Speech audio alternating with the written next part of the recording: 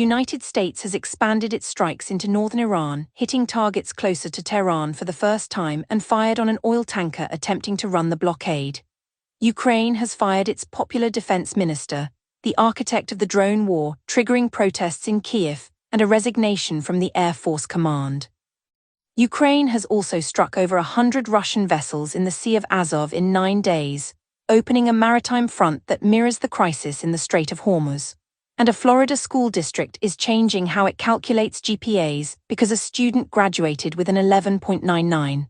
I'm Lumina, and this is the Daily Dumpster Fire. The toll booth that was announced on Monday was abandoned by Tuesday. The blockade that replaced it is now in its 5th night, and the strikes are moving north. The United States carried out another wave of attacks on Wednesday, hitting targets further inland than in previous nights. For the first time in this latest round of violence, strikes landed close to Tehran. CENTCOM said the targets were military sites and assets used to threaten vessels transiting the Strait of Hormuz.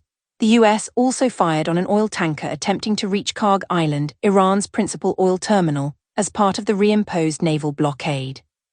Iran responded by calling the Strait of Hormuz an inviolable red line. Brigadier General Mohammad Akraminia, the Iranian army spokesman, said on Thursday that the strait was a red line over which Iran maintains firm control, and that the only way to reopen it was for the United States to comply with the 14-point Memorandum of Understanding signed at Versailles in June, the same memorandum that the US functionally abandoned when it reimposed the blockade on Monday.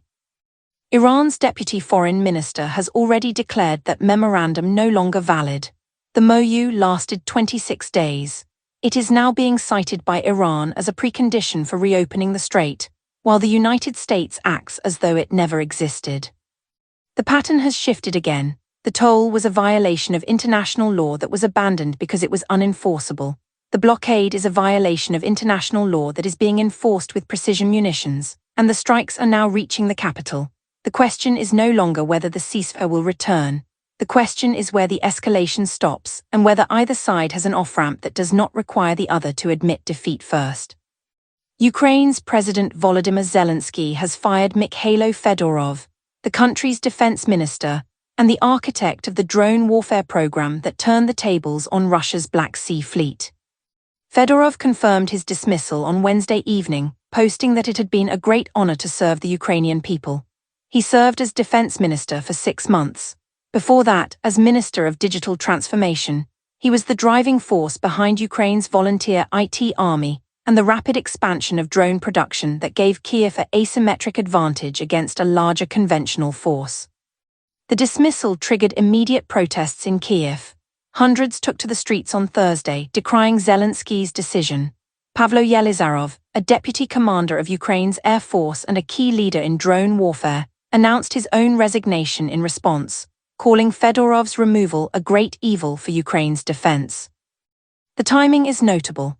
The dismissal came as European Commission President Ursula von der Leyen visited Kyiv to sign a new drone deal between Ukraine and the European Union, an agreement designed to combine Kyiv's battlefield expertise with Europe's industrial capacity. Russia responded by striking Kyiv with missiles, hitting a warehouse in the Sviatoshinsky district and a non-residential building in Darnitsky. 2 people were killed. The reshuffle also saw Prime Minister Yulia Sviridenko step down after just a year in office. Lawmakers are set to vote on a new wartime government, and the man who built Ukraine's drone capability, the person the EU came to Kyiv to partner with, is no longer in charge of defense. The message from Zelensky is unclear, the message from the streets of Kyiv is not, and the message from Moscow, delivered by missile, is that the reshuffle changes nothing about the Russian position. While the world watches the Strait of Hormuz, a similar crisis is unfolding in the Sea of Azov, and this time, Ukraine is the one imposing the blockade. Ukraine has launched an intensifying campaign of drone strikes on Russian shipping in the Sea of Azov, hitting 116 Russian vessels in just the past 9 days. The commander of Ukraine's unmanned systems forces, Robert Brovdy, confirmed the figure on Wednesday. The strikes have forced Moscow to suspend traffic through the Kerch Strait, the gateway to the Sea of Azov and a critical trade route for the Kremlin's war economy. Ukraine's security service, the SBU, also struck 2 sanctioned Russian oil tankers in the Black Sea using naval drones. The development marks a major reversal of fortunes. The The Sea of Azov was for years out of Kyiv's reach, providing Russia with a convenient staging ground for attacks against Ukraine and a secure link between southern Russia and the world's oceans. That security is gone. The parallel with the Strait of Hormuz is difficult to ignore. In the Persian Gulf, the United States is blockading Iran to force open a waterway. In the Black Sea, Ukraine is blockading Russia to close one. Two maritime choke points, two wars, two sets of blockades, and a global shipping industry caught in the middle. The world's trade routes are becoming battlefields, and the insurance premiums are climbing accordingly. And now, 3 stories from a world in which a Florida school district is changing how it calculates GPAs because a student graduated with an 11.99. A Florida sheriff's office chased a large pig that broke out of a trailer in Clay County, and California wildlife officers arrested lobster poachers who stuffed their catch into duffel bags, backpacks, and a baby stroller. Story 1. A Florida school district is changing the way it calculates grade point averages after a student graduated with a record-breaking 11.99 GPA.